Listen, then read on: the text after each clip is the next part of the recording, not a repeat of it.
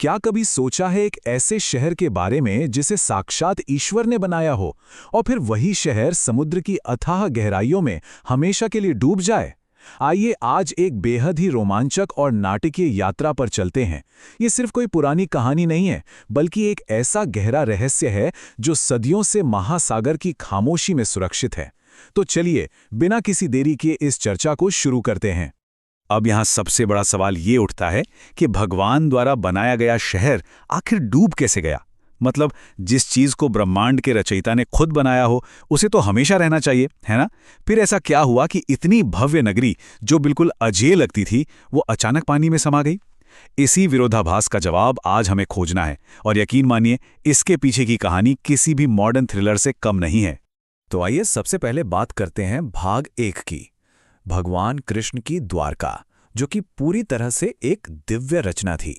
अगर हम द्वापर युग के उस कालखंड की तरफ देखें तो ये कोई मामूली नगर नहीं था। इसे स्वयं भगवान श्री कृष्ण ने अपने हाथों से बसाया था। उन्होंने इस शहर को द्वारका नाम दिया और इसे गुजरात के खूबसूरत समुद्री तट पर स्थापित किया। जरा कल्पना करके देखिए, एक ऐसा शहर जिसका डिजाइन खुद ब्रह्मांड के रचयिता ने तैयार किया हो, वो उस जमाने का सबसे समृद्ध, भव्य और सुरक्षित स्थान रहा होगा। एकदम सोने और कीमती पत्थरों से जड़े महल, चौड़ी चौड़ी सड़कें, यह सिर्फ ईंट और पत्थरों का ढांचा नहीं था, बल्कि साक्षात ईश्वरीय दृष्टि का एक भौतिक रूप था। अब हम बढ़ते हैं भाग 2 की ओर, समुद्रदेव की शर्त, यानी एक बेहद दिलचस्प दिव्य समझौता। अब जाहिर सी बात है, एक नया और इतना भव्य शहर बसाने के लिए बहुत सारी जमीन चाहिए थी। तो भगवान कृष्ण ने समुद्रदेव से जमीन मांगी। उनके सम्मान में समुद्रदेव पीछे हट गए और शहर के लिए काफी सारी जमीन दे दी। लेकिन कहानी में असली ट्विस्ट यहीं आता है। देखिए, देवताओं के बीच भी कोई चीज बिना शर्त के नहीं मिलती। इसे ऐसे समझ सकते हैं जैसे ये एक तरह का रियल एस्टेट अग्रीमेंट हो, जहां जमीन देने वाले भी एक देवता हैं और लेने वाले भी।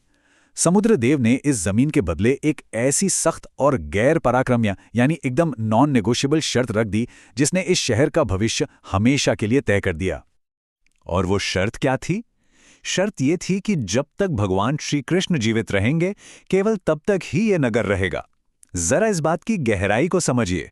इस एक छोटे से वाक्य ने पूरे शहर की उम्र को उसके बनाने वाले की सांसों के साथ जोड़ दिया। इसका सीधा सा मतलब यह था कि द्वारका का अस्तित्व भगवान श्री कृष्ण की मौजूदगी पर टिका था। यह कोई आम एग्रीमेंट नहीं था, बल्कि शहर की नींव जमीन पर नहीं, बल्कि उस समय के सबसे शक्तिशाली अवतार के जीवन पर रखी गई थी। और इसी के साथ हम आते हैं भाग 3 पर, जलमग्न शहर और उस वचन की पूर्ति। इस दिव्य समझौते का जो रिजल्ट निकला, वो सच में बहुत ही नाटकीय था।